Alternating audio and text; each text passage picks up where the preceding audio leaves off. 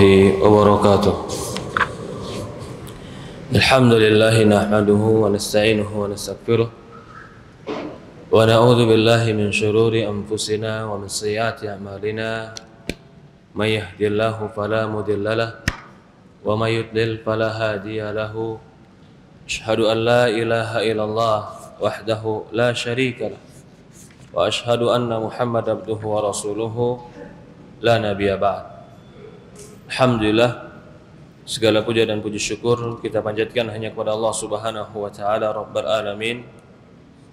Satu salawat dan salam selalu kita curahkan kepada Nabi kita Muhammadin sallallahu alaihi wa ala alihi wa sahbihi wasallam, kepada keluarganya, kepada para sahabatnya, juga orang-orang yang mengikuti dan mencintainya sampai hari kiamat. Alhamdulillah, para hadirin, bapak-bapak dan ibu-ibu, teman-teman yang dimuliakan dan dirahmati oleh Allah Subhanahu wa taala. Di hari ini Allah Subhanahu wa taala mudahkan kita bertemu di masjid ini masih dalam memahami Al-Qur'an. Kita insyaallah melanjutkan pelajaran kita tentang tafsir Al-Qur'an. Kemarin kita selesai dari juz 28. Ya. Insyaallah hari ini kita akan masuk kepada yang rencananya ke juz 27, tapi saya berpikiran kita akan masuk kepada juz pertama. Bukan juz 27, karena juz 27 hampir mirip dengan juz 28 dari beberapa sisi, yaitu berkaitan tentang akhirat dan semisal dengan itu. Adapun juz pertama ini dia akan berbicara tentang sesuatu yang paling komplit di dalam Quran, yaitu juz pertama, juz kedua surat Al-Baqarah. Itu surat yang paling komplit di dalam Quran. Bahkan dikatakan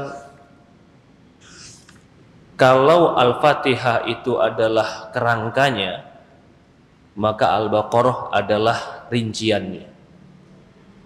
Sementara Al-Fatihah itu 7 ayat yang sederhana dan ditrincikan dengan baik dan luas di dalam surat Al-Baqarah.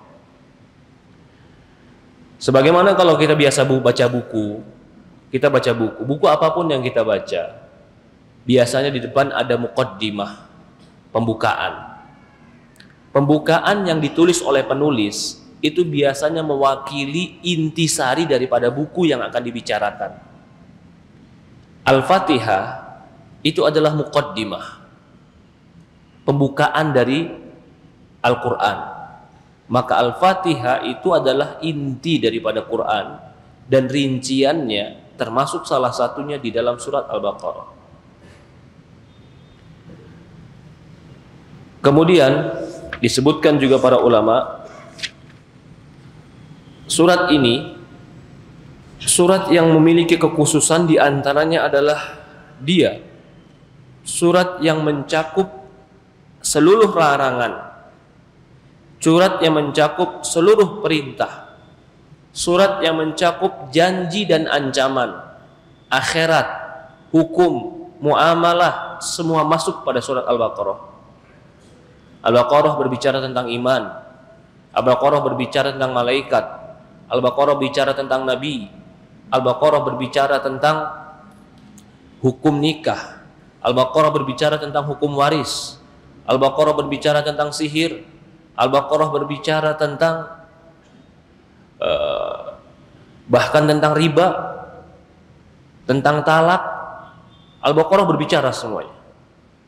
Maka itu dikatakan Al-Baqarah di dalamnya ada 1000 perintah, dikarenakan luasnya surat Al-Baqarah. Jadi kalau kita baca Al-Baqarah bersama kita pahami sedikit maknanya, maka rukun iman dan rukun Islam itu semua dirincikan di Al-Baqarah.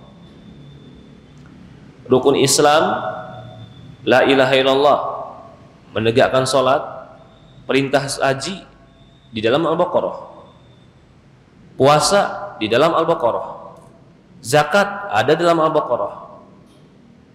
Beriman kepada Allah, rukun iman, beriman kepada Allah, jelas Al-Baqarah ada. Beriman kepada malaikat, bicara Al-Baqarah tentang itu. Bicara tentang kitab, dzalikal kitabu la raiba fi. Al-Baqarah dimulai dengan kitab. Berbicara tentang nabi, hampir semua nabi dibicarakan di dalam Al-Baqarah. Bicara tentang orang soleh, Maryam dibicara sebagiannya. Bicara Nabi Isa, Nabi Musa, Nabi Muhammad dibicarakan dalam Al-Baqarah.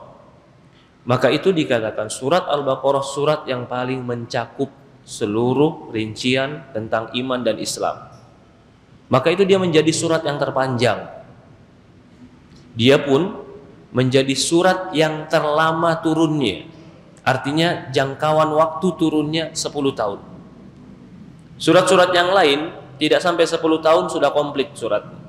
Al-Baqarah tidak. 10 tahun dan hampir 100% semuanya turun di Madinah. Fase Madinah. Bahkan dikatakan semuanya Madinah. 100% Madinah.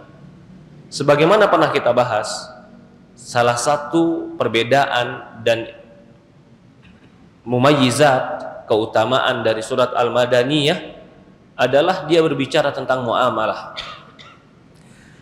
Bahkan dikatakan para ulama, surat yang pertama kali turun begitu Nabi hijrah adalah surat Al-Baqarah. Ayat dalam surat Al-Baqarah. Bahkan ayat yang terakhir turun kepada Rasulullah bukan di Hajjil Wada di Madinah, surat yang ada pada atau ayat yang ada pada surat Al-Baqarah. Wattaqu yawman turja'una fihi ilallah. Surat itu, ayat itu. Takutlah kalian kepada suatu hari yang kalian akan dikembalikan kepada Allah. Awal Madinah ayat dari Al-Baqarah, akhir dari Madinah ayat dari Al-Baqarah. Maka Al-Baqarah dikatakan surat yang paling mencakup. Di antara keutamaannya juga, ya, Al-Baqarah itu kitab yang penuh dengan barokah. Karena Rasulullah mengatakan mengambilnya barokah, meninggalkannya kerugian. Banyak hadis-hadis yang menunjukkan keutamaan surat Al-Baqarah. Imam Ibnu Katsir di dalam tafsir Ibnu Katsirnya menyebutkan beberapa keutamaan dan hadis-hadis yang berkaitan dengan surat Al-Baqarah. Di antaranya keutamaannya adalah Al-Baqarah itu akan mengusir syaitan di dalam rumah. Iqra'u suratul Baqarah fa inna syaitan yakhruju min baiti idza sami'a suratul Baqarah tuqra'u fi. Kata Rasulullah SAW, bacalah surat Al-Baqarah di dalam rumah, sesungguhnya syaitan akan keluar dari rumah yang dibacakan di dalamnya surat Al-Baqarah. Hadis ini Imam Ibnu Katsir menyebutkan dalam tafsirnya, tetapi secara keseluruhan jalan hadis ini sahih. Walaupun ada beberapa hadis yang semakna dan selafat dengan ini lemah, tapi dikumpulkan jalan-jalannya, bahkan ada yang mengatakan walam yukhrija, hadisnya sahih walaupun tidak dikeluarkan oleh Bukhari dan Muslim. Kemudian di antara keutamaan surat Al-Baqarah, barang siapa yang membacanya, fa inna ya'ti yaumul qiyamah syafi'an li ashabi. Kata Rasulullah SAW, barang siapa yang membaca surat Al-Baqarah, maka dia akan datang di hari kiamat sebagai pemberi syafaat daripada pembacanya. Di dalam hadis yang lain masih berkaitan dengan surat Al-Baqarah, Rasulullah mengatakan likulli syai'in sanamu fa inna sanamul Quran suratul Baqarah. Di setiap sesuatu itu ada sanam. Allah alam, sanam ini seperti intisari dan puncaknya, dan puncak intisari Quran adalah surat Al-Baqarah. Dalam sebuah riwayat, fihi ayatun hiya sayyidatu ayat Quran. Di dalam Al-Baqarah itu ada ayat yang paling agung dan dia adalah pemimpin daripada ayat-ayat yang lain, yaitu ayat kursi. Surat Al-Baqarah ayat 255. Dalam hadis Rasulullah SAW mengumpamakan orang-orang yang di rumahnya tidak pernah membacakan surat Al-Baqarah. Kata Rasulullah SAW, jangan kalian jadikan rumah kalian seperti kuburan. Diumpamakan seperti kuburan orang yang mereka tidak membacakan Al-Baqarah di rumahnya. La taj'alu buyutakum qubura. Jangan kalian jadikan rumah kalian seperti kuburan. Fa innal baitul ladzi tuqra fi suratul Baqarah la yadkhulu syaitan. Karena rumah yang dibacakan di dalamnya surat Al-Baqarah tidak akan masuk syaitan ke dalam rumahnya. Bahkan dalam sebuah riwayat Rasulullah mengatakan, barang siapa yang membaca sebelum tidurnya 2 ayat Al-Baqarah kafatah, maka cukup bagi dia. Ditafsirkan para ulama, yang dimaksud cukup bagi dia adalah cukup bagi dia dengan membaca 2 ayat daripada surat Al-Baqarah yang akhir, cukup bagi dia dianggap sebuah kebaikan, kafatah. Cukup bagi dia dianggap sebagai amal soleh ketika dia ingin tidur membaca 2 ayat dalam surat Al-Baqarah. Banyak juga hadis-hadis yang menggabungkan antara surat Al-Baqarah, dalam dikatakan ta'allamu suratul Baqarah fa in akhduha barakah wa tarkuha hasarah wa la tastati'uha al-batalah. Kata Rasulullah SAW, belajarlah, pelajarilah surat Al-Baqarah. Ini hadis ini diriwayatkan Imam Ahmad, dinukilkan oleh Imam Ibnu Katsir dalam tafsirnya dari sahabat Abdullah bin Buraidah, dari bapaknya Buraidah berkata, dahulu aku duduk bersama Rasulullah SAW, lalu Rasulullah mengatakan, pelajarilah surat Al-Baqarah karena mengambilnya adalah barokah dan meninggalkannya adalah kerugian. Rasulullah kemudian diam, lalu dia mengatakan, pelajarilah surat Al-Baqarah dan Imran, sesungguhnya keduanya akan menjadi zahrawan yudillani sahibuhum yaumul qiyamah. Dia akan melindungi orang yang membacanya pada hari kiamat, yaitu surat Al-Baqarah dan surat Al-Imran. Dalam riwayat lain dikatakan, iqra'ul Qur'an fa inna syafi'a li ashabi yaumul qiyamah.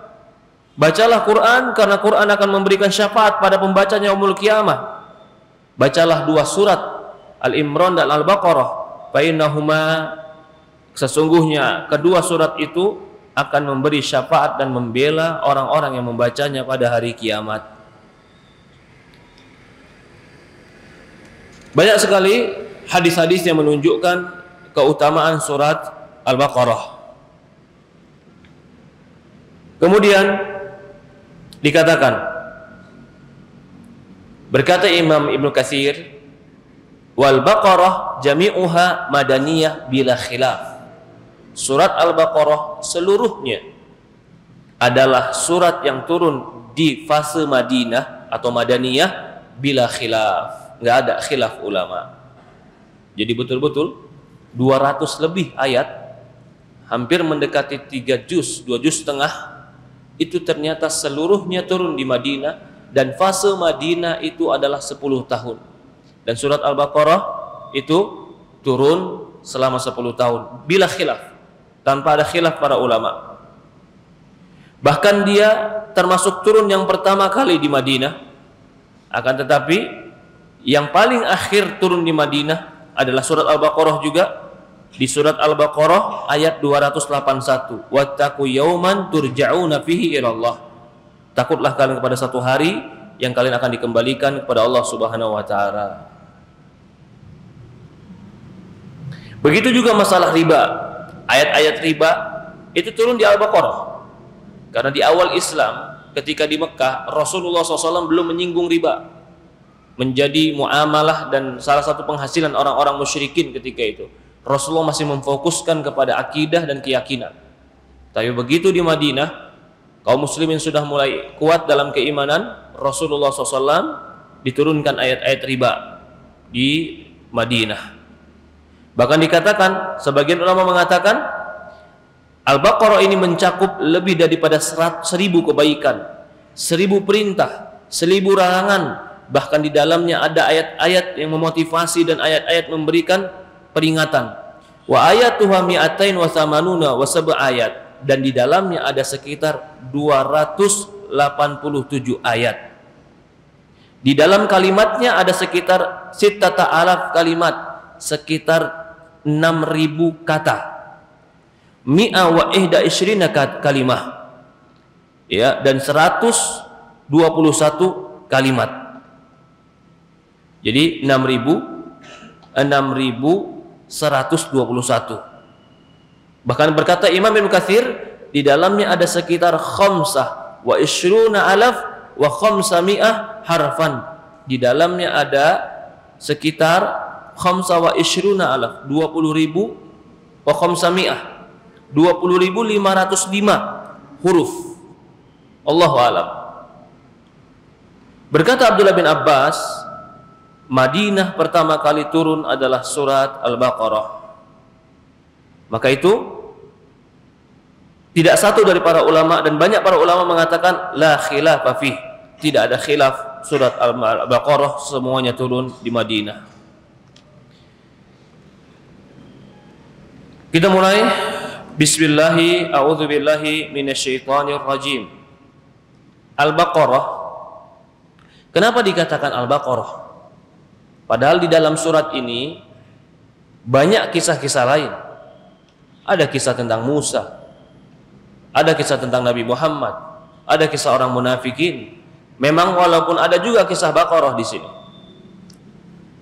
Tetapi kata para ulama, dikarenakan Al-Baqarah itu termasuk salah satu tanda keberkahan, berbeda dengan hewan-hewan yang lain. Sapi betina itu menunjukkan keberkahan, kebaikan yang tidak pernah putus. Maka dilihat kalau sekarang dari sisi manfaat, susu sapi yang paling banyak. Dari sisi manfaat, daging sapi pun bermanfaat. Bahkan sapi, kerbau, sebagian bisa diajak untuk bekerja, walaupun tidak bisa diajak untuk berperang. Tapi dari sisi kemanfaatan manusia, sapi itu banyak manfaat. Dagingnya bisa dimakan, susunya bisa menjadi makanan dan beraneka ragam makanan. Dan kebanyakan manusia hari ini kalau berbicara tentang susu, pastilah susu sapi yang diminum. Baqarah itu sapi betina, itu namanya Baqarah. Di dalam sebuah hadis, Rasulullah SAW pernah bermimpi tentang melihat sapi betina yang disembelih. Rasulullah SAW ditanya sama sahabatnya, ya Rasulullah, apa takwilnya? Apa mimpimu itu tafsirnya? Kau melihat sapi betina disembelih. Rasulullah diam. Sampai suatu hari perang Uhud, banyaklah para sahabat yang meninggal, hampir 70 sahabat meninggal di perang Uhud. Rasulullah mengatakan, inilah tafsir dari mimpiku, bahwasannya aku memimpikan sapi betina dipotong. Apa kaitannya Rasulullah bermimpi sapi betina dipotong dengan 70 syuhada meninggal dalam perang Uhud? Kenapa diumpamakan para sahabat dengan sapi betina? Karena para sahabat itu adalah orang yang paling berkah, ilmunya yang paling baik, iman yang paling sempurna. Tidak ada manusia di muka bumi ini yang langsung turun Al-Quran mengatakan Allah ridho pada mereka kecuali para sahabat. Bahkan para ulama mengatakan, kita nggak boleh memastikan selain para sahabat kamu pasti Allah ridhoi, tidak boleh. Maka itu dikatakan mimpi tadi adalah Rasulullah SAW memotong sapi betina karena terjadinya perang Uhud dan banyaknya meninggal para sahabat, seolah-olah banyak berkah, termasuk Hamzah meninggal, termasuk Mus'ab bin Umair meninggal, bahkan sahabat-sahabat penghafal Quran banyak yang meninggal. Contoh lain, bahwasannya Al-Baqarah itu menunjukkan kepada keberkahan, kebaikan, dan sesuatu yang penuh dengan hikmah. Ketika Nabi Yusuf alaihissalam di dalam penjara, datang orang kepada Nabi Yusuf minta ditafsirkan mimpinya. Apa kata dia? Aku mimpi melihat 7 sapi siman 7 sapi gemuk, dimakan 7 sapi kurus. Apa tafsirnya Nabi Yusuf alaihissalam? Akan ada 7 tahun, yang 7 tahun itu kau bergelimang dengan harta. Hidupmu penuh dengan harta dan kekayaan. Dan akan datang lagi tahun setelahnya, tahun paceklik dan kesusahan. Sapi yang gemuk, yang 7 diartikan dengan harta yang banyak. Lalu sapi yang kurus yang akan memakannya diartikan dengan tahun-tahun paceklik. Berarti Al-Baqarah itu melambangkan kepada keberkahan dan kebaikan. Maka dalam hadis yang dinukilkan oleh Imam Ibnu Katsir riwayat Ahmad tadi, ta'allamu suratul Baqarah fiha barakah, akhduha barakah. Pelajarilah surat Al-Baqarah karena di dalamnya ada keberkahan. Ya. Bahkan penamaan surat Al-Baqarah sudah datang dari para sahabat radhiyallahu anhum. Bahkan menisbatkan sebagian mereka menisbatkan ke Rasulullah SAW, Rasulullah yang menamakan dia adalah surat Al-Baqarah karena di dalamnya penuh dengan keberkahan, penuh dengan kebaikan. Orang yang mau dapat ilmu, Al-Baqarah. Orang yang mau tahu dagang, Al-Baqarah. Orang yang mau tahu menjaga dirinya dari sihir, Al-Baqarah.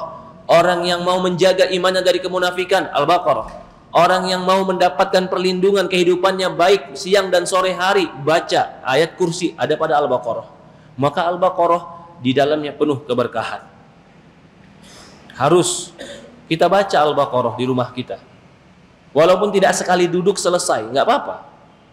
Duduk hari ini 2 halaman, duduk 2 halaman sampai kita selesaikan surat Al-Baqarah di rumah kita agar keberkahan datang di rumah kita. Karena rumah yang tidak dibacakan surat Al-Baqarah, syaitan tidak akan lari dari rumah tersebut. Ini baginda Rasulullah yang mengatakan. Ijazahnya langsung dari baginda Rasulullah SAW. Fa inna syaitan yanfir minal bait tuqra fi suratul Baqarah. Sesungguhnya syaitan akan lari dari rumah yang dibacakan di dalamnya surat Al-Baqarah. Bahkan di dalam sihir, orang-orang yang kena ruqyah, itu surat Al-Baqarah sangat kuat mempengaruhi jiwa. Ayat 1 sampai ayat 10 membicarakan kemunafikan. Ayat tentang sihir, tentang Nabi Sulaiman. Ketika Allah mengutus Babil, Harut wa Marut di Babil. Di Babil Allah mengurus Harut dan Marut. Yu'allimuna an-nasa sihr. Lalu mengajarkan manusia sihir. Ayat ini pun ketika dibacakan kepada orang yang kena sihir akan pengaruh yang kuat. Juga termasuk di antaranya tadi ayat kursi, ayat yang paling agung. Ini para ayat yang paling kuat kalau dibacakan kepada orang-orang yang terkena sihir atau kesurupan syaitan. Atau termasuk di antara 2 ayat akhir surat Al-Baqarah. Ini surat-surat yang kuat yang menunjukkan tentang kebesaran dan keagungan Allah Subhanahu wa taala. Bahkan di dalam surah Al-Baqarah juga ada kisah Ibrahim dan yang lainnya. Bismillahirrahmanirrahim. Alif Lam Mim. Itu ayat pertama. Alif Lam Mim, 3 huruf tetapi 1 ayat. Jadi kalau dibilang ayat Al-Baqarah pertama apa? Alif Lam Mim, 3 huruf. Apa arti Alif Lam Mim? Ini ikhtilaf ulama, banyak perselisihan dalam masalah ini. Ada yang berpendapat sakat, diam, nggak mau menafsirkan Alif Lam Mim. Kata dia, ini tafsirnya hanya Allah Subhanahu wa taala yang tahu. Mukjizat dari Nabi Muhammad SAW. Karena di dalam Quran itu ada beberapa bentuk. Ada yang hanya Allah yang tahu. Yang kedua, hanya Rasulullah yang tahu. Yang ketiga adalah orang-orang Arab yang tahu, yang biasa berbahasa Arab.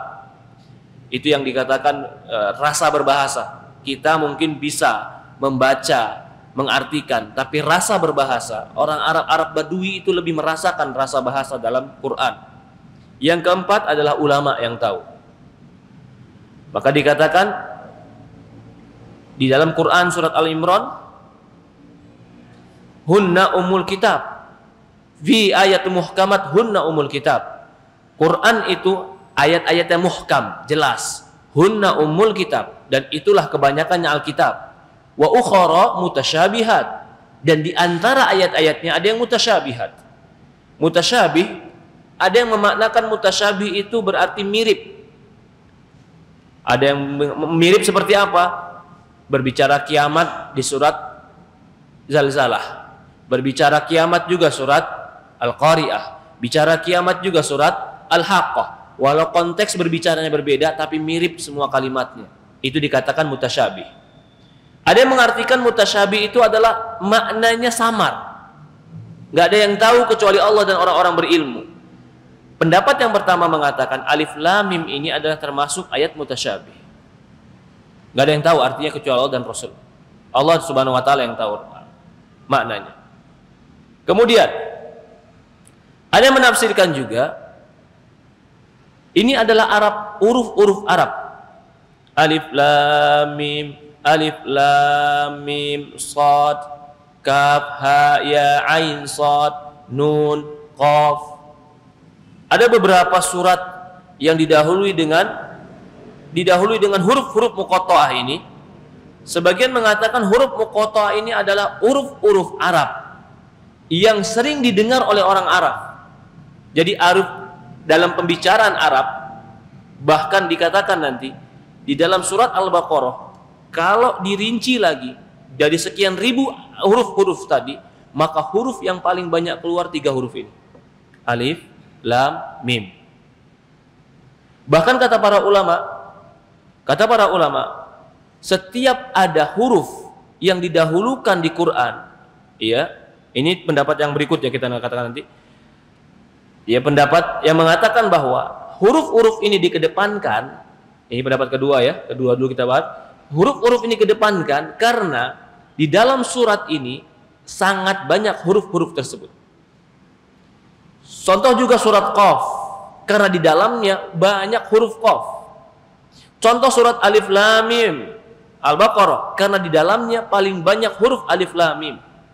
Contoh juga surat Nun, karena di dalamnya paling banyak huruf Nun. Atau surat Maryam, Kaf Ha Ya Ain Shad, karena di dalamnya banyak itu. Setelah diteliti, ternyata para ulama mengatakan betul. Ini termasuk mukjizat Quran. Quran menunjukkan bahwasannya huruf-huruf muqatta'ah di pertama ini, namanya huruf muqatta'ah, menegaskan bahwasannya isi dari surat ini, isi daripada ayat-ayat ini akan berputar kepada huruf-huruf ini. Dan ini telah diteliti oleh sebagian para ulama dan mereka membuktikan benar. Dan huruf yang paling banyak digunakan dalam bahasa Arab bisa diistilahkan, kalau kita mungkin huruf-huruf vokal ya. Iya. A I U E O kita kan, serif yang biasa dikeluarkan. Di antara huruf-huruf yang sering dikeluarkan bahasa Arab adalah alif, lam, mim. Alif selalu ada, lam selalu ada, mim setelahnya. Coba lihat. Al-kitabu, al-qalamu, semuanya pakai alif lam mim. Maka alif lam mim itu pasti paling banyak keluar. Bahasa Arab kitabun tanpa alif lam mim. Ketika kita bawakan alif lam mim, alif lam al-kitab, menjadi merubah makna, tapi dia merubah lafaz dan ada tambahan huruf alif lam. Maka kalimat alif lam itu kalimat yang paling banyak di huruf, dan termasuk mim, termasuk huruf yang paling banyak digunakan di Quran. Ini penafsiran pertama, mereka sepakat. Penafsiran kedua mengatakan ini huruf yang paling banyak di dalam surat ini. Penafsiran ketiga mengatakan ini adalah tantangan. Alif lam mim, alif lam mim shad. Tantangan kepada orang-orang Arab bahwasannya apa yang kami akan kuturunkan kepada Muhammad ini adalah huruf-huruf, kalimat-kalimat, kata-kata yang biasa kalian ucapkan.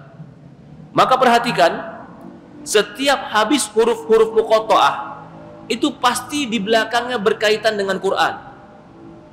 Nun wal Qur'anil Majid. Quran berbicara setelahnya. Alif lam mim dzalikal kitab. Semua ya setelah qaf. Qaf juga setelahnya itu. Nun tadi wal qalami wa ma yasturun. Nun wal qalami wa ma yasturun, kitab. Qaf wal Qur'anil Majid. Al-Baqarah alif lam mim dzalikal kitab. Setelah huruf-huruf muqatta'ah ada sekitar 19 ayat Quran atau 19 surat Quran, pasti setelahnya berbicara tentang kitab. Karena kitab itu secara bahasa adalah kumpulan. Kumpulan dari apa? Kumpulan dari huruf, kata-kata, dan kumpulan daripada kalimat. Kalimat apa? Kalimat bangsa Arab, kalimat Arab yang kalian pahami. Maka itu dikatakan kitab. Kata bayak tubuh, menulis, tapi asal katanya adalah dasar kalimat kitab itu adalah susunan kata-kata dan susunan huruf. Maka buku, kata-kata atau kitab itu adalah susunan kata-kata. Jadi pendapat yang kedua mengatakan alif lam mim ini memang huruf, nggak bisa diartikan apa-apa. Tetapi huruf ini ingin memberikan tantangan kepada orang-orang musyrikin Arab yang mengaku paling tinggi bahasa dan paling pandai dalam balaghah. Datangkan fa'tu bi suratin mimithli. Ini juga huruf-huruf Arab. Fa'tu bi suratin. Kau datangkan satu surat seperti Quran. Mereka nggak bisa mendatangkan. Padahal mereka di zaman itu adalah orang yang paling tinggi berbahasa, yang paling mengerti dzukul bahasa, rasa berbahasa. Kita mungkin sekarang mengerti bahasa Arab, tapi cuma secara susunan kata yang bisa kita lakukan. Tapi rasa berbahasa itu tidak mungkin dimiliki kecuali mereka yang mumarosah, sering berbahasa tersebut, bahkan itu menjadi bahasa ibunya. Itulah rasa berbahasa. Yang ini dimiliki oleh orang Arab, mereka ditantang dengan alif lam mim.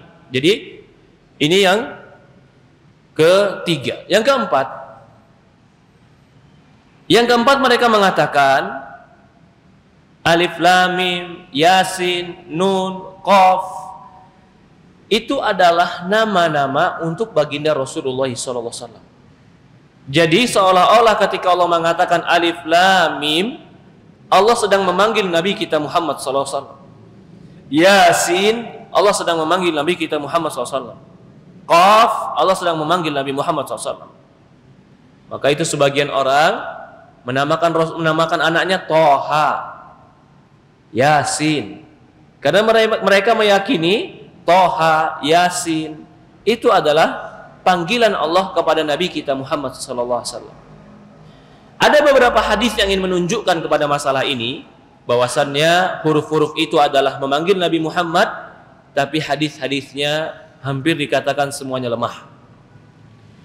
Yang berikutnya, yang kelima, ada yang mengatakan bahwasannya nama-nama ini semua yang dipanggil atau huruf-huruf ini semua adalah huruf memanggil nama Allah Subhanahu wa taala, bukan nama Rasulullah SAW.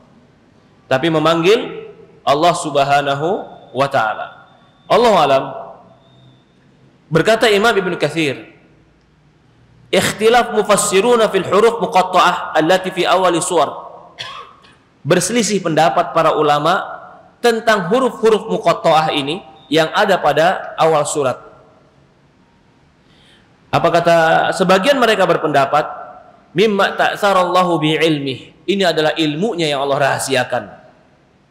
Maka kembalikanlah ilmunya kepada Allah dan tidak ditafsirkan.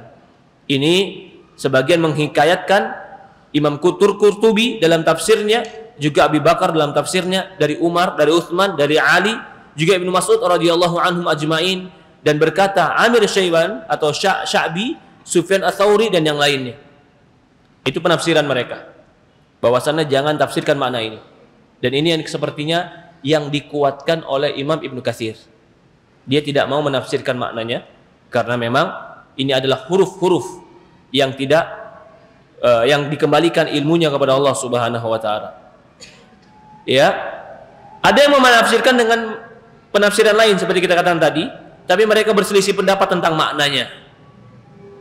Ada yang mengatakan itu nama-nama surat, dan juga ada yang mengatakan ya itu adalah seperti tadi kita katakan panggilan untuk pada Nabi Muhammad SAW. Dari hadis Abu Hurairah radhiyallahu anhu, Rasulullah SAW dahulu membaca di subuh di hari Jumat surat As-Sajdah alif lam mim. dan hal ata 'alal insan. Nah, ini menunjukkan bahwasanya alif lam mim itu adalah sebagian mengartikan adalah dia nama-nama surat. Di sini dinukilkan juga Imam Ibnu Katsir bahwasanya dia adalah nama-nama Allah. Tapi yang lebih jelas kita katakan bahwasannya alif lam mim dan huruf-huruf ini semua adalah huruf-huruf Arab yang Allah Subhanahu wa taala ingin menantang orang-orang musyrikin untuk mendatangkan satu surat seperti Quran ini. Maka setiap selesai huruf-huruf tadi, pasti Allah Subhanahu wa taala menyebutkan tentang Alkitab. Iya.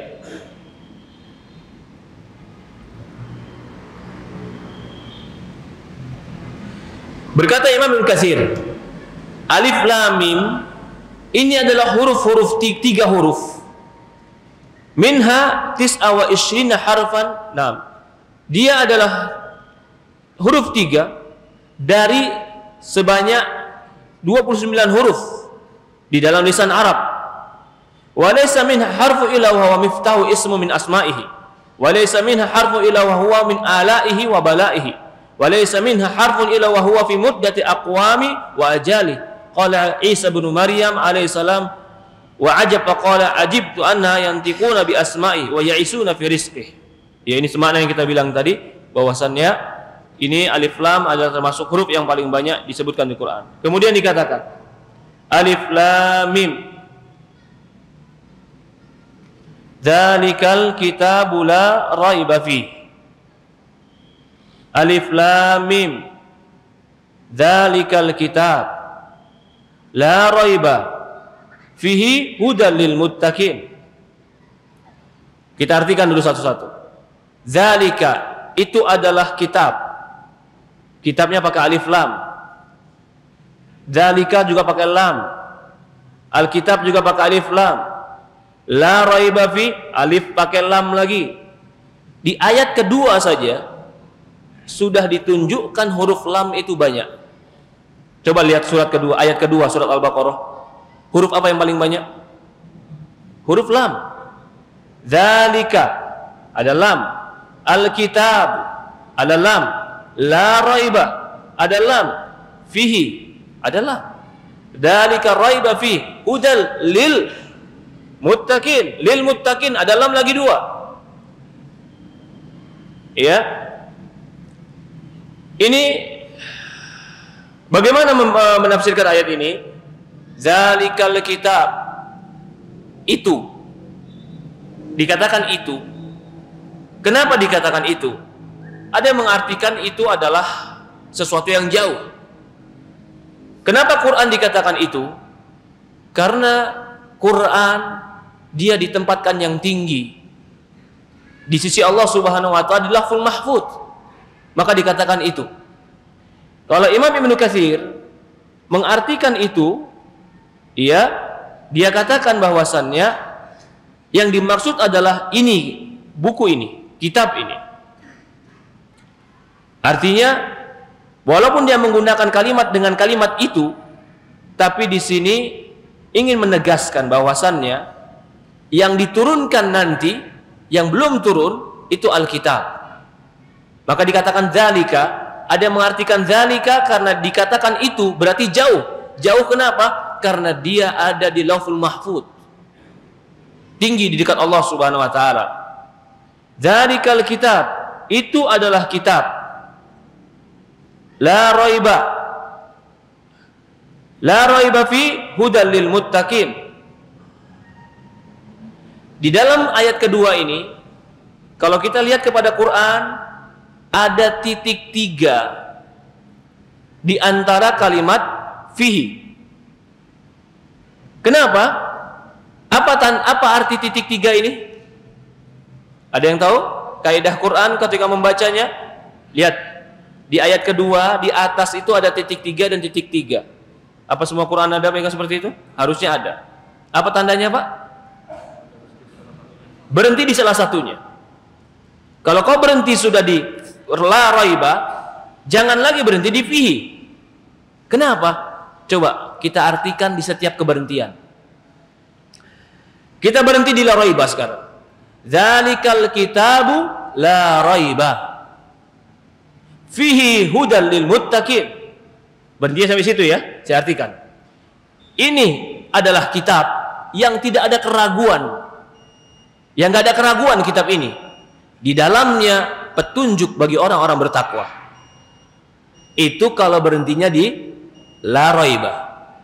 Kitab itu tidak ada keraguan. Di dalamnya ada petunjuk bagi orang-orang bertakwa. Berarti di dalamnya ada petunjuk. Sekarang kalau kita berhentinya di fihi, dzalikal kitabu la raiba fihi, itu adalah kitab yang tidak ada keraguan di dalamnya, petunjuk bagi orang-orang bertakwa. Beda nggak maknanya? Beda atau tidak? Beda. Maka itu diberikan tanda berhentinya. Kamu mau berhenti di mana? Jangan kamu berhenti di dua-duanya. Karena kalau kamu berhenti di dua-duanya, maknanya nggak masuk.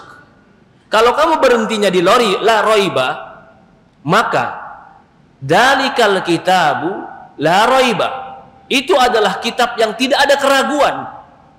Fihi hudal lil muttaqin, yang di dalamnya ada petunjuk bagi orang-orang bertakwa.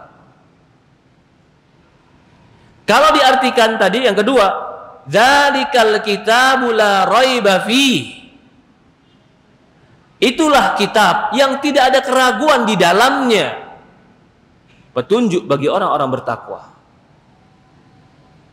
Jadi kalau dikatakan berhentinya la raiba, perhatikan juga. La raiba di situ ba-nya di fathah tanpa ditanwin, menunjukkan tidak ada satupun yang ragu di situ. Sama dengan kalimat la ilaha. Ilaha fathah dan tidak ditanwin, menunjukkan tidak ada sesembahan selain Allah. La raiba menunjukkan tidak ada satu keraguan pun. Kalau seandainya ada orang yang baca Quran dan dia ragu, maka bukan Qurannya yang salah, dia yang salah baca. Karena kalau dia terus membacanya dan mengulang membacanya dan memahami bacaannya, la raiba, tidak akan mungkin dia ragu. Bagaimana dia mau ragu? Bahkan semakin dia baca, memahami maknanya, menghayati maknanya, merasakan bahasanya, dia semakin kagum dengan Quran. Kita sering katakan, pernah kita ceritakan, orang ahli bahasa Arab datang dari Yaman, datang ke Mekah. Orang Mekah udah bilang, nih orang ahli bahasa Arab. Kalau dia nanti masuk Islam, orang Yaman bisa masuk Islam semuanya. Begitu dia masuk ke Mekah, langsung diberikan briefing sama orang-orang Mekah. Nanti kamu ada Muhammad, jangan dengerin dia. Nih, kusediakan katun, masukin katun ke telingamu. Awal-awal dia pakai nih, kain dimasukin ke telinganya supaya nggak mendengar Rasulullah membaca Quran depan Ka'bah. Suatu hari katunnya jatuh, Rasul sedang baca. Lalu dia berpikir, ngapain kau tutupin telingaku? Kalau Muhammad salah, aku orang paling bisa bahasa Arab, aku benarin bahasa dia. Kalau dia benar, aku pengen tahu apa bacaan dia. Begitu dia buka katunnya, dia dengar apa yang dibaca Rasulullah SAW, merinding semua badannya. Dia mengatakan ini bukan perkataan manusia. Langsung saat itu dia mengatakan ini bukan perkataan manusia. Karena bukan hanya susunan kata, rasa bahasa yang menggoncang jiwa dan merubah diri pemikirannya, mengatakan ini bukan perkataan manusia. Maka itu ketika mereka ditanya, apakah Muhammad pensair? Mereka nggak bisa mengatakan Muhammad pensair. Apakah Muhammad itu membohong? Mereka nggak bisa membawakan bukti Muhammad membohong. Sebelum Nabi Muhammad menjadi Nabi, mereka titipkan harta mereka yang banyak kepada Nabi Muhammad. Tapi mereka bilang apa? Muhammad itu penyihir. Kenapa? Coba kau dengar Quran, kau akan tersihir dengan Quran. Subhanallah. Kenapa? Betapa dahsyatnya Quran, la raiba fi. Tidak ada keraguan di dalamnya. Kalau kita berhenti kepada la raiba fi, Quran itu tidak ragu di dalamnya. Hudan lil muttaqin, sebagai petunjuk bagi orang-orang yang bertakwa. Tapi bisa juga diartikan fihi, di dalam kitab ini ada petunjuk buat orang-orang bertakwa. Kalau ditanya, apakah kitab ini hanya buat orang bertakwa petunjuknya? Bagaimana dengan orang-orang bertakwa? Apakah dia nggak mendapatkan petunjuk dalam kitab ini? Orang yang tidak bertakwa bisa mendapatkan petunjuk. Tetapi semakin terbuka hati, semakin jujur jiwa, semakin betul-betul ingin mencari Tuhan, semakin besar dampaknya kepada diri, kepada Quran. Tapi kalau ada orang yang bukan mau cari kebenaran, mau carinya main-main, mengolok-olok, membolak-balik, bisa jadi dia nggak bakal pernah melihat kebaikan di Quran. Tapi umumnya orang yang betul-betul ingin mencari kebenaran dan mencari Tuhan, ketika dia membaca Quran, dia akan mendapatkan petunjuk. Di sini pun dalil, semakin bertakwa kita, semakin Quran itu memberikan hidayah kepada kita. Sering ini kita bilang, kalau masalah baca Quran, kalau nggak ragu agama baca Quran, kalau lagi bimbang baca Quran, tiba-tiba datang, Ustaz saya udah baca Quran, kok nggak pengaruh mas saya? Apa jawaban kita? Hudal lil muttaqin. Ketakwaanmu perbaikin dulu. Ketika ketakwaan diperbaiki, petunjuknya pasti akan lebih terbuka. Berikutnya, sedikit lagi. Alkitab, dikatakan di situ Alkitab. Dzalikal kitab. Kitab itu.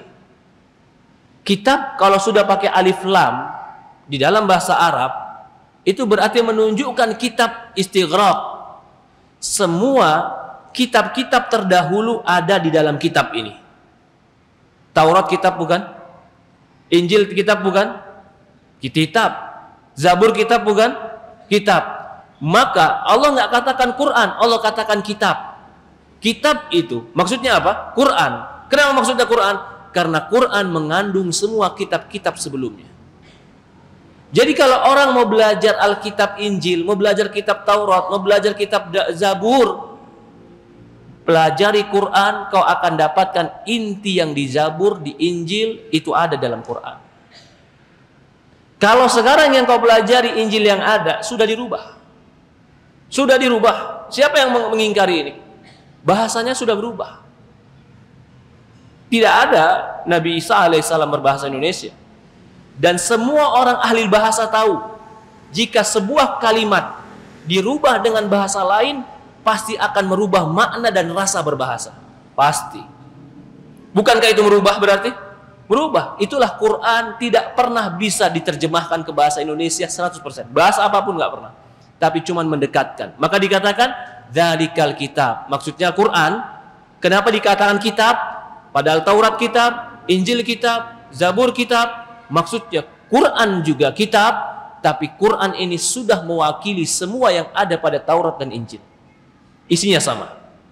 Tapi penyempurnaan disempurnakanlah dengan kitab Al-Quran. Allahu alam. Kita salat Isya, insyaallah pada Isya kita lanjutkan lagi. Subhanakallahumma wa bihamdi asyhadu an la ilaha illa anta astaghfiruka wa atubu ilaik. Assalamualaikum warahmatullahi wabarakatuh.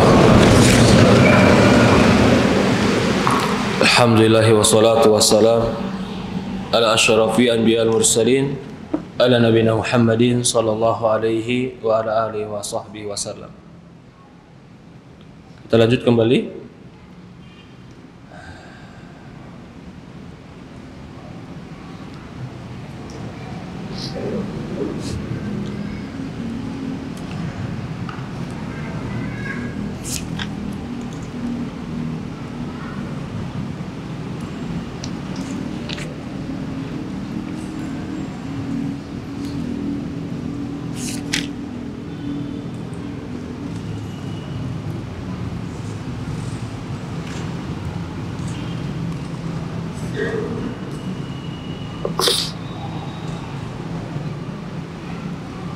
Iya.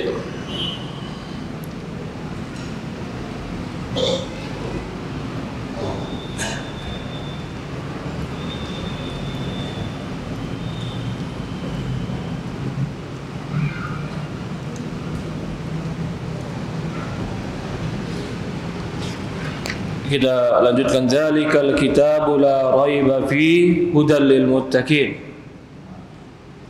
Kalau Imam Ibnu Katsir, dia selain imam dalam tafsir, dia juga imam dalam qiraah, bacaan, qiraah sab'ah, qiraah syarah, Imam Ibnu Katsir imam dalam bacaan. Imam Ibnu Katsir berpendapat lebih baik waqafnya di kalimat la raiba fih. Bukan la raiba, tapi la raiba fih. Kenapa? Karena dia berdalil dengan firman Allah Subhanahu wa taala di dalam surat As-Sajdah. Ketika surat As-Sajdah Allah juga menurunkan alif lam mim tanzilul kitabi la raiba fi. Di surat As-Sajdah ayat kedua itu la raiba fi langsung mirabbil alamin. Jadi la raiba fi di surat Sajdah ayat kedua itu harusnya semakna dengan surat Al-Baqarah ayat kedua la raiba fi. Maka lebih afdol kata dia berhentilah di kalimat la raiba fi. Berarti yang tidak ada keraguan itu adalah di dalam Al-Qur'an. Hudan lil muttaqin itu sifat Al-Qur'an. Quran itu memberikan petunjuk. Jadi di dalamnya tidak ada keraguan. Kalau kita berhenti kepada la raiba fihi hudan lil muttaqin, berarti sifat Quran itu tidak ada keraguan, tapi di dalamnya adalah petunjuk. Lebih afdol kata dia membaca la raiba fi. Lalu Imam Ibnu Katsir menyebutkan juga bahwasannya kalimat dzalika di sini ada yang menafsirkan karena dzalika itu isim isyarah buat jauh, artinya itu. Ternyata banyak yang menafsirkan di antaranya Mujahid, Ikrimah, Sa'id bin Jubair, Siddi dan yang lainnya, zalika di sini maknanya adalah hadza. Hadza itu artinya ini. Zalika itu artinya itu. Walaupun kedua-duanya isim isyarah. Zalika wa hadza. Ya, jadi ada yang menafsirkan apa? Zalika bermakna ini, walaupun secara huruf dia adalah bermakna itu. Dzalika itu adalah itu. Tapi ada yang mengatakan dzalika ini itu kepada Quran yang belum diturunkan, yang masih di Lauhul Mahfuz yang akan diturunkan kepada Nabi Muhammad SAW. Ada yang mengartikan juga dzalika itu isyarat kepada alif lam. Alif lam mim, dzalika Alkitab. Alif lam mim itu adalah huruf-huruf yang ada di kitab ini. Jadi itunya kembali kepada alif lam mim. Ya. Karena kalimat begini, isim isyarah dalam bahasa Arab itu bisa di depan, bisa di belakang. Itu adalah air. Itu dulu saya bilang. Ya kan? Tapi bisa juga alif lam mim huruf-huruf itunya di belakang, dibelakangkan. Maka dzalika itu yang dikebelakangkan. Alif lam mim dzalika. Huruf-huruf itu Alkitab, kandungan dari kitab ini. Jadi mengembalikan dzalika kepada mana? Kepada alif lam mim. Ya. Ini tafsir-tafsir seperti ini tafsir yang tidak bertentangan. Ada yang mengartikan dzalika artinya ini, ada yang mengartikan dzalika artinya kitab yang ini diturunkan, ada yang mengartikan dzalika alif lam mim, ada yang mengartikan dzalika adalah Quran dan Injil. Semua penafsiran ini tidak bertentangan, bahkan saling menguatkan dan memberikan penjelasan. Maka itu sangat biasa di dalam tafsir ada beberapa penafsiran selama penafsiran itu saling mempertegas, bukan mempertentangkan. Maka Imam Ibnu Katsir di dalam muqaddimah buku tafsirnya di sini dia menyebutkan juga ikhtilafus salaf fi tafsir. Ternyata terjadi perselisihan para salaf dalam menafsirkan. Tetapi kata dia, penafsiran-penafsiran yang terjadi berbeda pendapatnya para ulama dahulu dalam tafsir, ternyata penafsiran mereka tidak saling bertentangan dan berlawanan, tapi penafsiran mereka saling memperjelas dan memperkuat. Itu namanya ikhtilafu tabayun, ikhtilaf yang saling memperjelas, dan itu tidak mengapa. Jadi kalau ditanya, kalau gitu yang benar mana Ustaz? Dzalika itu kembali ke apa maknanya? Apapun semuanya benar. Nggak ada yang bisa disalah. Ada yang mengartikan ini sebagaimana pendapatnya dari sebagian Mujahid, Ikrimah dan yang lainnya, silahkan. Ada juga yang mengartikan dengan arti yang lain. Hudal lil muttaqin. Sekarang kalimat huda lil muttaqin atau lil muttaqin. Siapakah muttaqin itu? Ada yang mengartikan muttaqin itu adalah orang-orang beriman. Itulah muttaqin. Sebagaimana dikatakan oleh Abu Saleh dari Abdullah bin Abbas, dari Murrah, dari Ibnu Mas'ud, dari Anas, dari Nabi SAW mengatakan hudalil muttaqin, yakni orang beriman.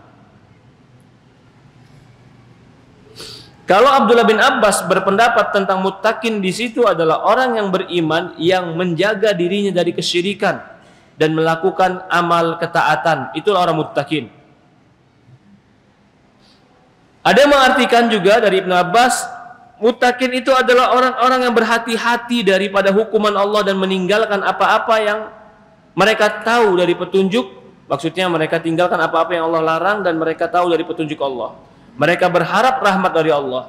Adapun Sufyan Ats-Tsauri dari Hasan Al-Basri, mereka mengatakan muttaqin itu adalah mereka menjaga dari apa-apa yang Allah haramkan. Ini semua makna-makna muttaqin, orang beriman yang menjaga diri dari perkara-perkara apa-apa yang Allah haramkan. Karena kalimat muttaqin asal kalimat dari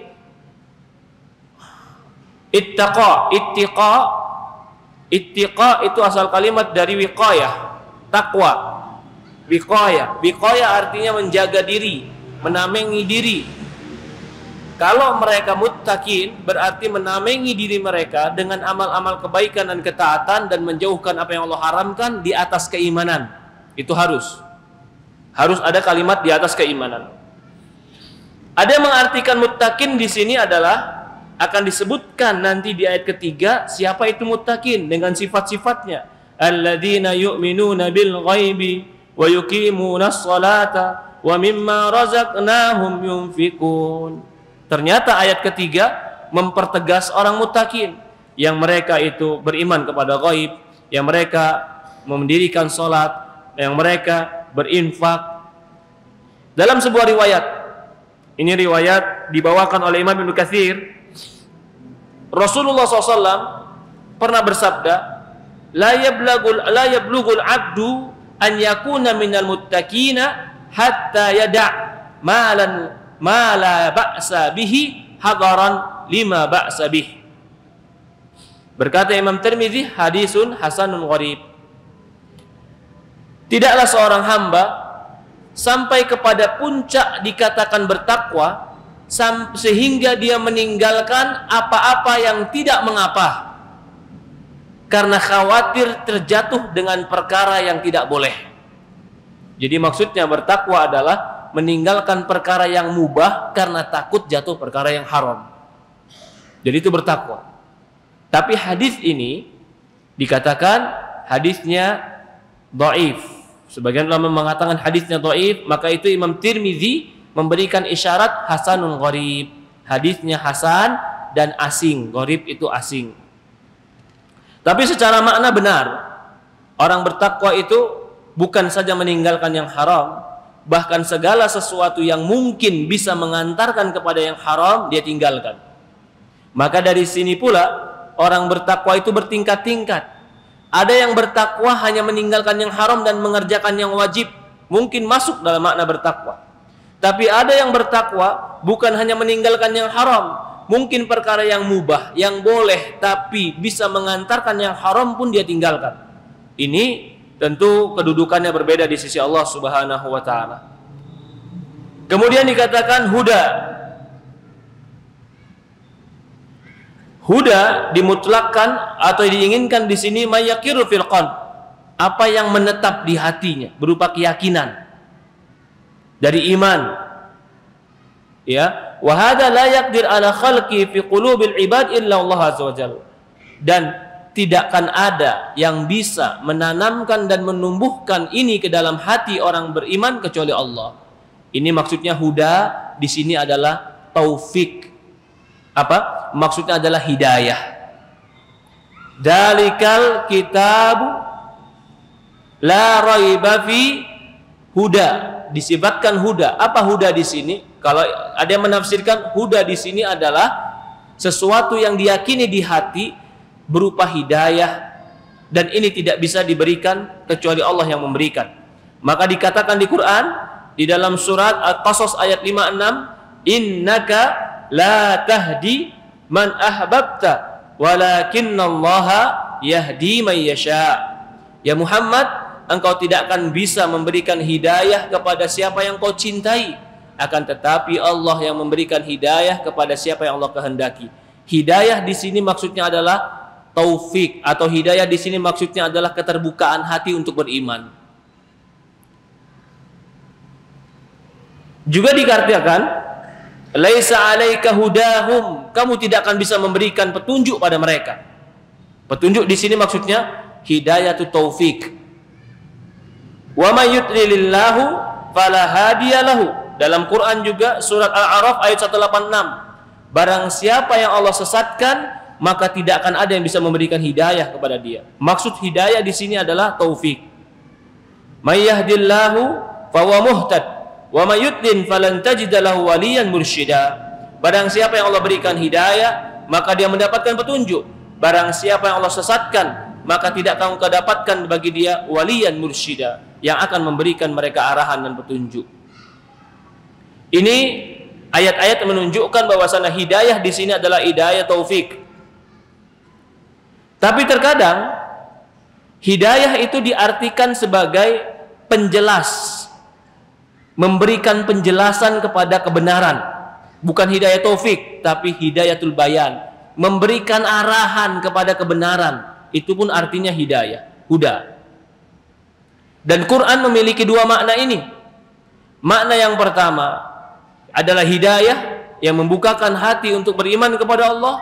Makna kedua adalah huda, bermakna penjelasan, arahan untuk menuju Allah Subhanahu wa taala. Maka disebutkan di dalam surat Asy-Syura ayat 52, innaka latahdi ila siratim mustaqim, sesungguhnya engkau memberikan hidayah kepada jalan yang lurus. Ya, sama seperti surat Fussilat ayat 17, Allah Subhanahu wa taala berfirman, kata Allah Subhanahu wa taala, innama anta munziru wa likulli qaumin hadin, sesungguhnya engkau hanya memberikan peringatan dan setiap kaum ada seorang pemberi petunjuk. Petunjuk di sini bukan berarti hidayah yang memberikan anugerah keimanan, tapi petunjuk di sini maksudnya adalah yang memberikan penjelasan, arahan untuk menuju jalan Shiratal Mustaqim. Kita kepada anak kita, kepada istri dan keluarga kita, nggak bisa kita memberikan kepada mereka hidayah, menghadiahkan kepada mereka iman, mewariskan kepada mereka ketakwaan, nggak bisa. Itu Allah yang menanamkan kepada mereka. Kita cuma bisa memberikan mereka pengarahan, ilmu, pengetahuan, membekali mereka dengan keimanan yang berupa ilmu, itu bisa. Quran ini dikatakan huda, petunjuk. Maksudnya petunjuk apa? Di dalamnya ada penjelasan, di dalamnya ada arahan, di dalamnya ada pedoman. Di dalamnya pula Quran itu ada apa? Ada sebab datangnya dan turunnya hidayah iman dari Allah Subhanahu wa taala. Jadi semakin banyak orang berinteraksi dengan Quran, semakin banyak hidayah akan menghampiri dirinya. Tapi semakin jauh seseorang berinteraksi dengan Quran, maka semakin jauh petunjuk dan hidayah datang dari dia. Sementara kita di Quran, di surat Al-Fatihah selalu mengatakan ihdinas siratal mustaqim. Ya Allah, tunjukkan aku jalan hidayah kepada jalan yang benar. Di surat Al-Fatihah minta itu. Di surat Al-Baqarah dijawab, dzalikal kitabu la raiba fi hudan lil muttaqin.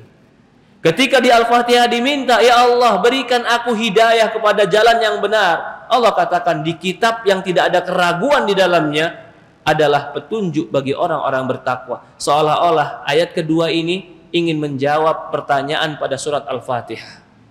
Maka bagi yang ingin mendapatkan hidayah, ada pada Al-Quran. Al-Quran itu sebab hidayah, sebab ilmu, sebab petunjuk, sebab rahmat Allah Subhanahu wa ta'ala.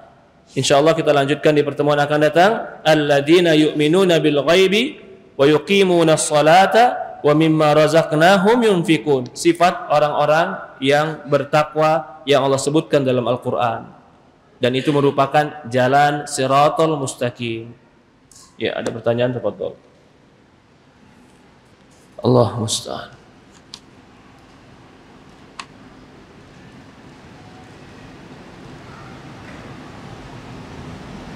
Jika membaca surat Al-Baqarah sangat utama, apakah boleh kita mengulang-ulang tanpa beranjak ke surat selanjutnya? Contoh An-Nisa dan Al-Maidah. Iya, sebenarnya boleh kita membaca Al-Baqarah kalau kita ada kebutuhan. Rumah kita ingin diruqyah, atau ingin menghilangkan keraguan, ingin menghilangkan gangguan jin. Baca Al-Baqarah beserta artinya. Lalu kalau kita sering membacanya karena kita mencari keutamaannya, ya boleh saja. Tapi jangan sampai pula Quran-Quran yang lain tidak dibaca. Tetap baca Quran yang lain, karena Quran bukan hanya Al-Baqarah saja. Tapi kalau kita 3 kali baca Al-Baqarah, setelah itu baca Al-Imran sekali, boleh Ustaz, silahkan. Al-Imran pun punya keutamaan yang besar dalam Al-Quran.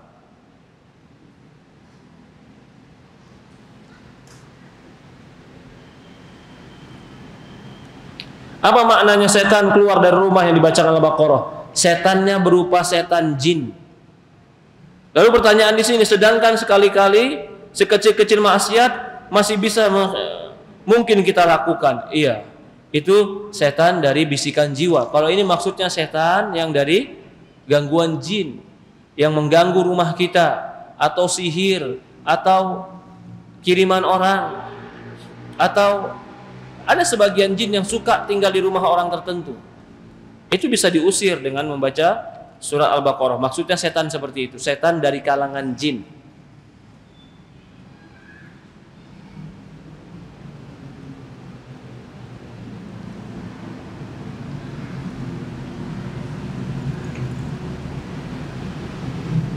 Assalamualaikum Ustaz. Di rumah yang dipajang gambar makhluk hidup, malaikat rahmat tidak akan masuk. Iya, ini sesuai dengan hadis Rasulullah SAW. Fa innal malaikah la tadkhulu baitan fi suwar wala kalb. Sesungguhnya malaikat tidak akan masuk ke dalam sebuah rumah yang ada suwar. Suwar ini bisa diartikan gambar, bisa diartikan patung. Wala kalb, juga tidak akan masuk ke dalam rumah yang di dalamnya ada anjing. Jadi orang yang memelihara anjing masukkan dalam rumah, malaikat tidak akan masuk, kata Rasulullah SAW. Malaikat apa? Malaikat rahmat.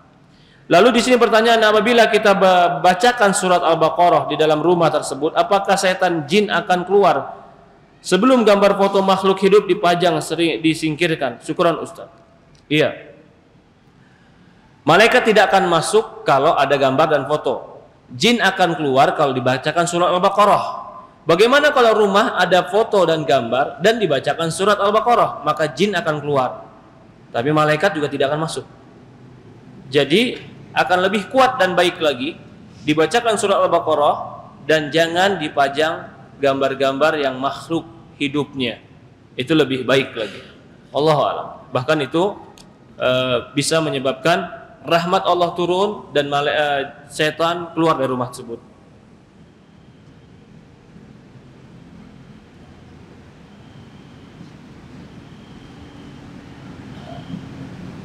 Apa hukum membawa Al-Quran di dalam tas, lalu tas tersebut disimpan, diletakkan di lantai masjid, lalu masuk toilet, lalu bercampur di dalam tas bersama barang-barang lain? Quran itu adalah ucapan dan perkataan Allah, dan dia syiar-syiar Allah.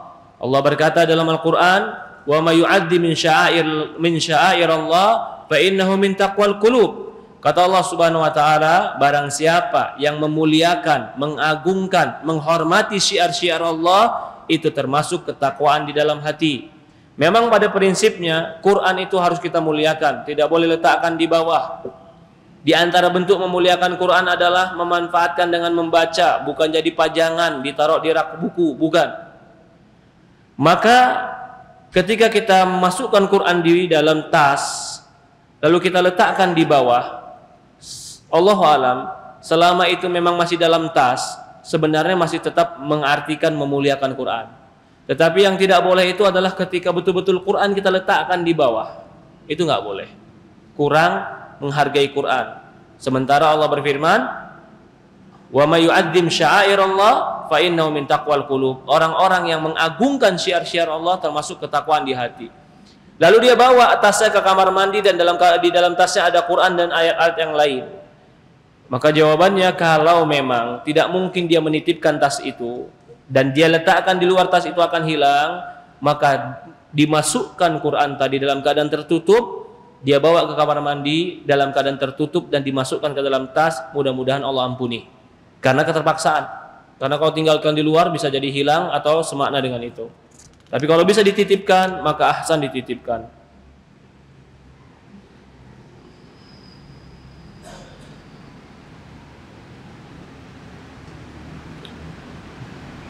Assalamualaikum Ustadz, mohon arahan apa yang harus dilakukan ketika kita mendapati seorang kesurupan. Apakah kita bisa bacakan ayat kursi dan surat Al-Baqarah? Yang pertama, ketika kita dapatkan orang kesurupan adalah kita persiapkan diri kita dengan ketakwaan. Jangan kita malah jadi takut. Mereka tidak akan bisa memudaratkan kita selama kita berlindung kepada Allah. Allah Maha Adil. Allah Maha Adil. Kita diberikan musuh, yang musuh itu bisa melihat kita dan kita nggak bisa melihat dia. Pasti Allah berikan kita senjata yang musuh itu tidak akan bisa menghadapi kita. Kalau kita melawan dengan musuh, yang musuh itu nggak bisa melihat, yang musuh itu bisa lihat kita dan kita nggak bisa melihat dia, lalu kita nggak bisa dikasih senjata, ini permusuhan yang pasti kalah kita. Paham maksud saya? Maka pasti Allah berikan kita senjata. Yang senjata itu bisa menjaga diri kita, dan musuh yang bisa melihat kita dan kita nggak bisa melihat dia, dia tidak akan bisa memudaratkan kita. Itu pasti. Apa senjatanya? Al-Quran. Al-Quran itu senjata. Memang kita nggak bisa melihat dia, dia bisa melihat kita, tapi dia nggak bisa menyentuh kita ketika kita telah bertameng dengan Al-Quran. Maka baca surat Al-Baqarah, baca Al-Fatihah, baca ayat kursi, baca 2 ayat terakhir, baca. Dibacakan kepada orang-orang kesurupan. Boleh diminumkan air, yang air itu dibacakan Quran, diminumkan kepada dia. Maka itu akan berpengaruh kepada orang yang kesurupan tadi. Ya. Bacakan kepada dia Quran. Allahu a'lam.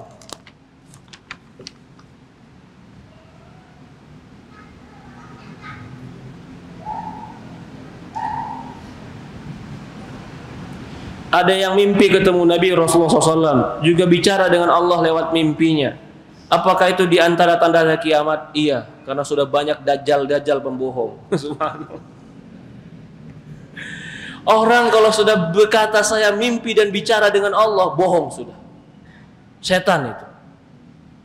Nanti kalau kita percayakan iya, besok apa yang dikatakan dalam mimpi menjadi dalil bagi dia. Maka itu kita bilang apa? Apakah tanda hari kiamat? Iya. Kenapa? Karena sudah banyak pembohong. Tanda-tanda hari kiamat banyaknya dajjal. Nanti akhir yang keluar adalah dajjal. Loh, katanya Nabi nggak bisa. Kan kalau ketemu Nabi katanya Nabi nggak bisa ditiru, Ustaz.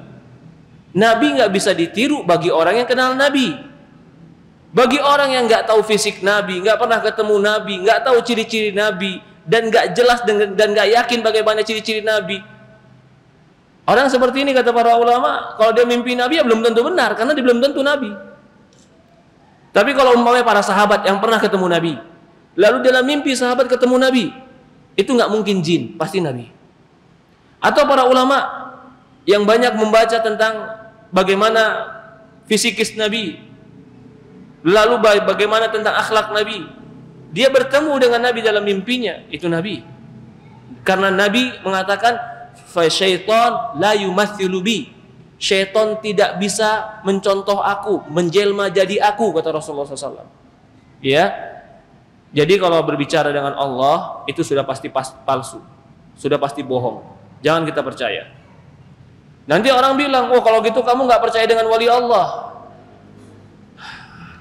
Wallahi kita percaya dengan wali Allah. Tapi siapa yang jadi wali? Coba kita bilang tadi, Pak, kalau hadis tadi sahih, para ulama mengkriteriakan orang bertakwa. Orang bertakwa wali kan? Dia tidak pernah mengerjakan yang mubah, kalau yang mubah itu mengantarkan kepada yang jelek. Coba kalau kriteria ini kita pakai kepada wali-wali sekarang. Jangankan yang mubah, yang makruh mereka lakukan. Sebagian yang haram mereka lakukan. Lalu mereka mengatakan wali, nggak percaya kita. Bukan walinya nggak percaya, tapi deklarasi diri dia, saya wali, itu yang nggak percayanya. Wali kita percaya. Maryam bukan nabi, Maryam itu wali. Imam Ahmad itu wali Allah. Apa karomah Imam Ahmad? Apa karomah Imam Ahmad? Hah? Sundal, hafal 1 juta hadis. Karomah bukan itu. Imam Nawawi wali, umur 40 tahun menulis ratusan buku, bahkan satu bukunya cetakannya itu hampir 20 jilid. Umur 40 tahun. Dalam waktu 15 tahun dia bikin buku yang sangat banyak. Lah kita sekarang kalau udah bikin wali itu yang terbang, yang bisa makan kaca, ya subhanallah. Imam Bukhari itu wali. Dia bisa nulis ribuan hadis dan hampir 99% hadisnya semuanya benar. Bukankah itu wali Allah Subhanahu wa taala? Siapa yang bisa hafal ribuan hadis bersama sanadnya? Bahkan ketika dibawakan hadis yang agak miring sedikit, dia langsung tahu ini hadis bohong. Jadi kita jangan berpikir yang namanya wali itu hanya bisa mengobati orang, yang namanya wali hanya bisa terbang. Itu bukan wali yang terlalu besar. Buku Imam Bukhari yang dia tulis sampai sekarang sudah 1200 tahun umurnya tetap menjadi rujukan. Bukankah itu keajaiban? Keajaiban itu orang bisa bikin seperti itu. Itu wali Allah Subhanahu wa taala. Imam Syafi'i wali Allah, Imam Syafi'i. Apa kelebihan Imam Syafi'i? Dari kecil dia kalau dengar sesuatu, begitu dengar langsung hafal. Wali Allah itu Imam Syafi'i. Ya. Tapi kalau kita sekarang walinya siapa? Hah? Yang gila walinya, subhanallah. Lalu kalau kita bilang itu bukan wali, oh kamu nggak percaya dengan karomat. Bedakan, kami percaya dengan karomat, tapi klaimmu dia adalah wali, ini kami nggak percaya. Assalamualaikum Ustaz, semoga antum senantiasa dalam lindungan Allah. Ustaz, bagaimana jika setiap hari suami dan istri sholat subuhnya jam 6.30 pagi dan seperti mulai terbiasa dengan keadaan ini, padahal awal-awal sholat sudah sedih rasanya. Mohon, iya. Jadi dia awal-awal kesiangan sedih, tapi lama-kelamaan biasa. Ini sebuah pelajaran, ikhwan, siapapun kita. Kemaksiatan itu awalnya adalah penyesalan, kalau tidak dirubah dia akan menjadi kebiasaan. Awal kemaksiatan adalah kesedihan. Mohon nasihatkan kami. Yang pertama saya nasihatkan adalah jangan kau tidur malam. Ba'da Isya itu tidur, matikan TV, tidur sudah. Gak bisa tidur, usahakan tidur. Matikan semuanya, matikan HP. Udah, gak ada yang mengganggu privasi kita ketika malam. Sesibuk apapun, kalau dia betul-betul butuh darurat, datang ke rumah, jangan pakai HP. Boleh kita matikan HP kita di malam hari, ya, agar pagi hari bisa bangun. Karena kalau kita pagi hari nggak bangun dalam keadaan seperti ini, bala syaitan fi udunai. Rasulullah mengatakan syaitan pipis di telinganya, kata Rasulullah SAW. Dan ini tidak boleh. Hidupkan alarm-alarm, harus hidupkan alarm-alarm. Sebelum tidur berdoa, minta doa sama Allah, berwudu. Kalau tidak doa kepada Allah, ya Allah, jauhkan aku dari syaitan. Bahkan salah satu tanda kemaksiatan itu telah mendominasi dalam diri, bangun sulit untuk sholat malam dan sholat subuh. Itu tanda bahwasannya kemaksiatan telah mendominasi dalam diri. Kelalaian sedang mendominasi dalam diri. Maka banyak istighfar kepada Allah. Sebelum tidur baca ayat-ayat kursi. Berwudu kalau mampu. Segerakan bertidur, segerakan tidur. Insya Allah kalau ba'da jam 8:30 sudah tidur. Jam 8:30 tidur, saya yakin. Subuh sekarang jam 4:05, lewat 10 paling ini. Bisa bangun dia. Berarti berapa lama tidur itu? Dari 8:30 sampai jam 4. Lama dia. Hampir 7 jam, 6 jam setengah dia tidur. Sudah cukup itu. Ya. Jadi tidur secepatnya. Jangan dibiarkan kebiasaan itu terjadi yang akhirnya syaitan menguasai diri kita. Bertobat kepada Allah dan mohon ampun kepada Allah.